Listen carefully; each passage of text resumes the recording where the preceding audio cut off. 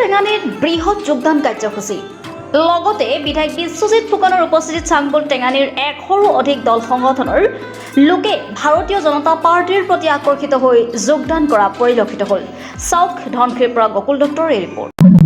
আজি দিনটোত প্ৰায় 100ৰো অধিক জাতীয় পৰিষদ, ৰাজনৈতিক দল আৰু কংগ্ৰেছৰ সদস্য টেঙানীৰ পৰা বিজেপিত যোগদান কৰিলে। মই তেওঁলোকক আদৰণি জনাইছো আৰু আশা কৰিছো সকলোৱে মিলি আমি টেঙানীখনৰ এটা নতুন ৰূপ দিব পাৰিম।